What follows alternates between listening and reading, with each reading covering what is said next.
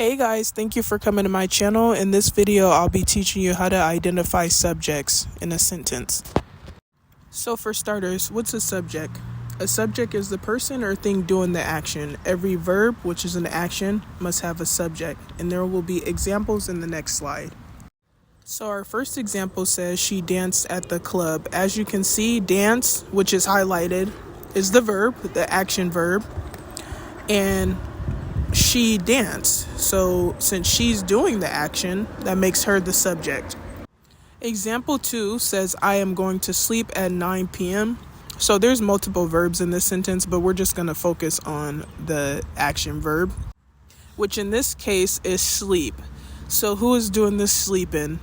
I am doing the sleeping, so that makes me the subject. Well, that makes I the subject if we're talking about the sentence. Example 3 says the car crashed into the pole. So the action verb is crashed. As you can see, it's highlighted. So what crashed into the pole? The car crashed into the pole, so that makes the car the subject. So what is an action verb? An action verb is a verb that expresses action like eat, jump, fly, walk, run, laugh, and so on. So example 1 says she laughed at her friend's joke, and we're just going to focus on the verb in these sentences. So the verb in this sentence is laughed because that's the action that's being done. Example 2 says I like jogging in the morning. As you can see, jogging is highlighted because it's the action verb. It's the action that's being done. Example 3 says, today I'm eating cereal for breakfast. As you can see, eating is highlighted because it's the action verb. It's the action that's being done. The subject is always linked to a verb. Linking verbs connect the subject with additional info. Some common linking verbs are am, is, are, and so on.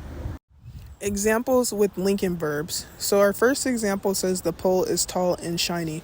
By the way, the linking verb will be highlighted in red. So in this example, the linking verb is because is linking the pole with the adjectives tall and shiny.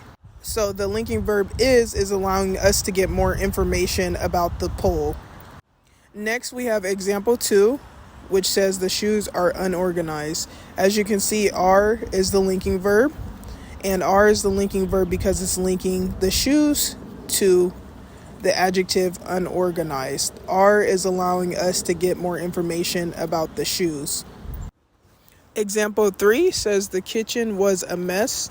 As you can see, was is the linking verb because it's connecting the kitchen with a mess. The linking verb is allowing us to get more information about the kitchen. And also, it's very possible for a sentence to have multiple verbs in it, like different types of verbs, like linking verbs, action verbs, and so on. Next, we're going to talk about simple subjects and complete subjects. So a simple subject is the subject itself, which is one word, and the complete subject is the one-word subject plus all of the words that modify or describe it. So our first example says the tall, dark-skinned woman was wearing a beautiful yellow dress. So in this sentence, the simple subject is woman because it's one word, and the complete subject is tall, dark-skinned woman because this is the complete subject. It's giving us all of the info about the woman, and it's describing her attributes.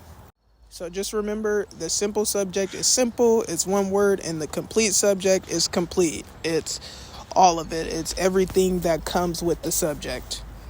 Next, we have example 2, which says the small, rowdy chihuahua kept barking at me. So in this sentence, the simple subject is chihuahua. The chihuahua is the one doing the action, which is barking. And the complete subject is small, rowdy chihuahua, because these are the chihuahua's attributes, and this is more info about the chihuahua. Oh yeah, and don't forget to identify what or who is doing the action so you can identify the subject, of course. And by identifying the simple subject, it'll be easier for you to identify the complete subject. Last but not least, we have example 3. Example 3 says the bright pink flower is very pretty. So flower is the subject, the simple subject, because it's the thing that's doing the doing. Is our verb in the sentence, so that makes flower the subject. And of course, our complete subject is the subject and everything that comes with it. So we're not just talking about the flower, we're talking about the flower that was bright pink. So that makes our complete subject the bright pink flower. The subject will never be in a prepositional phrase. A prepositional phrase starts with a preposition and ends with a noun or pronoun. Prepositions give us more info about place, direction, time, and so on. Oh, prepositions also give us more info about position. So examples of prepositional phrases: on the bed, in the car, behind the dresser, under the table, for the day, for the moment, and so on. Identifying subjects in sentences with prepositional phrases. So the first sentence says, example says, my dog, along with all of her puppies, are sleeping under my bed. So in this sentence, along with all of her puppies is the prepositional phrase, so nothing in that sentence can be the subject. So as you can see, dog is highlighted in red because dog is the subject. The dog is the one doing the action, which is sleeping under my bed. Example 2 says, both of my friends like vanilla ice cream.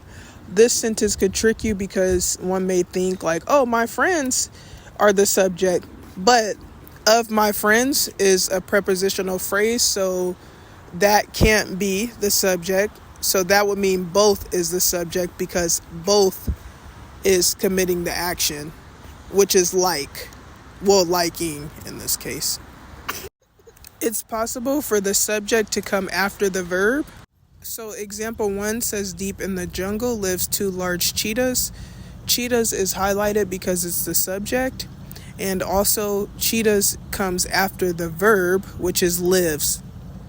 So yeah, don't let the location of the verb throw you off. As long as you find who or what is doing the action, you have found your subject.